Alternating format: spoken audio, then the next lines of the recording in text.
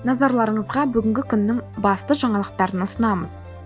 Мемлекет басшысы Қасым-Жомарт Тоқаев Біріккен Араб Әмірліктеріне сапары барысында елдегі бизнес өкілдерімен кездесіп, Қазақстанда қалыптасқан тиімді инвестициялық жағдай туралы әңгімелеп берді.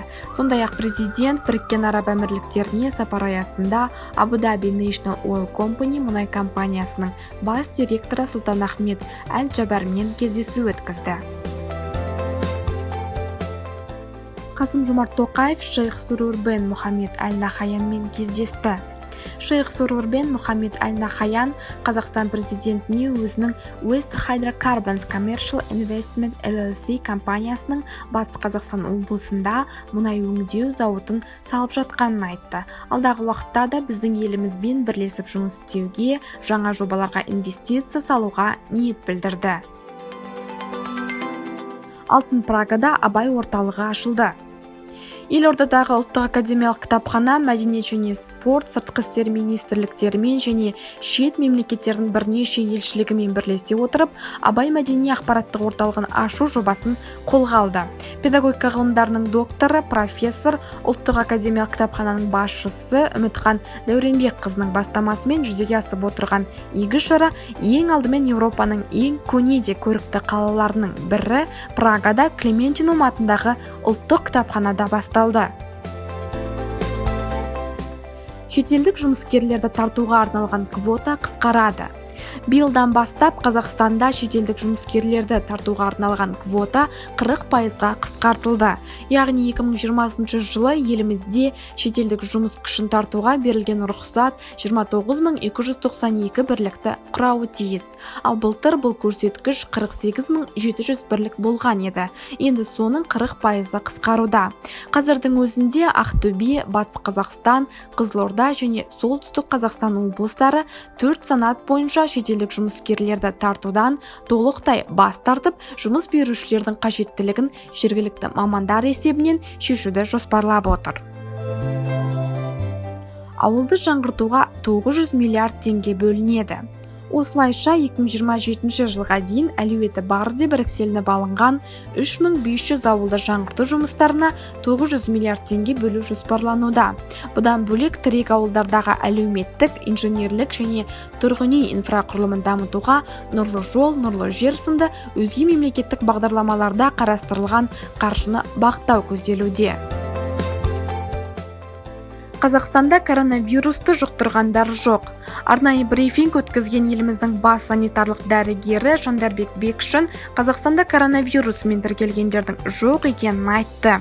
Оның айтуынша Қытайдан және басқа елдерден келген азаматтар арнайы медициналық бақылаудан өтіп, 14 күн дәрігердің бақылауында болады. Қытай вирусынан қаза болғандар саны 106-ға жетті. Қытай өкілдері жаңа коронавирустан қайтыс болғандар саны 106 адамға жеткенін айтты, ал вирусты жұқтырғандар 2 есе көбейген. Соңғы деректерге сәйкес Қытайда індетті 4515 адам жұқтырғаны белгілі болды. Бұл бір күн бұрынғы көрсеткіштен 2835 адамға көп. Елде вируспен күресу мақсатында саяхатқа қатысты талаптар күшейген. Үкімет мемлекет басшысының тапсырмаларын іске асыру жөніндегі шараларды қарады. Премьер-министр инвестицияларды белсенді түрде тарту, экономиканың шикізаттық емес секторларын, шағын және орта бизнесті дамыту, сондай-ақ жаңа жұмыс орындарын құру, үкіметтің әрбір мүшесі мен әкімдердің негізгі басымдықтарына айналуы тиіс екенін атап өтті. Сыбайлас жемқорлыққа қарсы іс-қимыл агенттігінің қоғамдық кеңесі құрылды. Сыбайлас жемқорлыққа қарсы іс-қимыл агенттігінде органның қоғамдық кеңесін құру жөніндегі жұмыс тобының ұйымдастырушылық отырысы өтті. Дауыс беру қорытындысы бойынша қоғамдық кеңестің төрағасы болып, тұңғыш президент елбасы қордың атқарушы директорының орынбасары Рогов сайланды. Алматыда сергек камералары 4,5 мың ереже бұзу фактісін анықтады. Алматыда биылғы жылдың алғашқы 20 күнінде қылмыс деңгейі 38%-ға төмендеген. Қалада жаңа жылдан бастап аппаратты бағдарламалы сергек кешенінің 400 бекеті жұмыс жасай бастады. Алғашқы 22 күн ішінде олар 4,5 мыңнан астам жол қозғалысы ережесінің бұзылғанын тіркеді. Нәтижесінде осы күндер ішінде жол көлік оқиғасының 11,16%-ға төмендеген. Ақмола облысында бос жатқан 1,5 миллион гектар жер анықталды.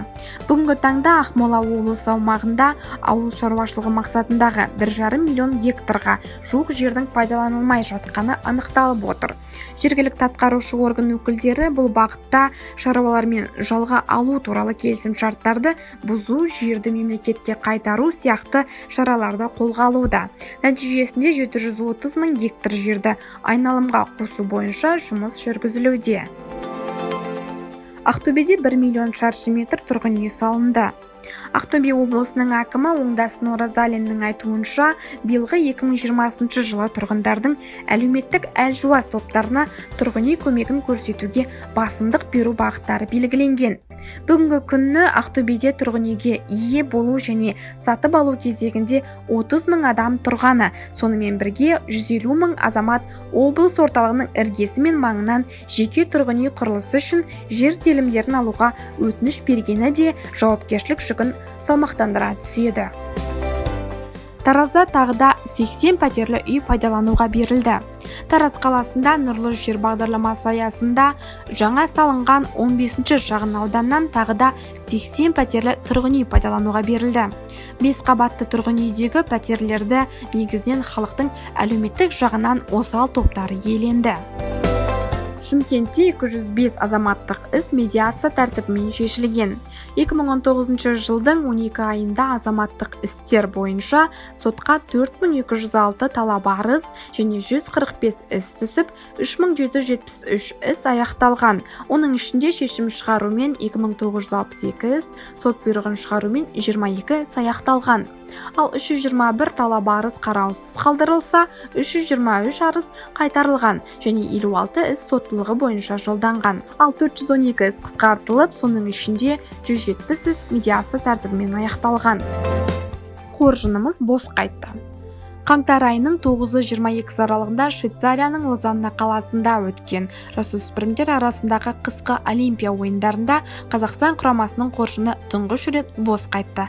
Жасөспірімдер олимпиадасына Қазақстаннан спорттың 9 түрі бойынша 26 спортшы аттанған болатын. Бір әттеген ай дейтініміз, бірде-бір спортшымыз жеңіс тұғырына көтеріле алмады. Осы және өзге де жаңалықтарды толығырақ Егемен Қазақстан газетінің бүгінгі санынан немесе egemen.kz сайтынан оқи аласыздар.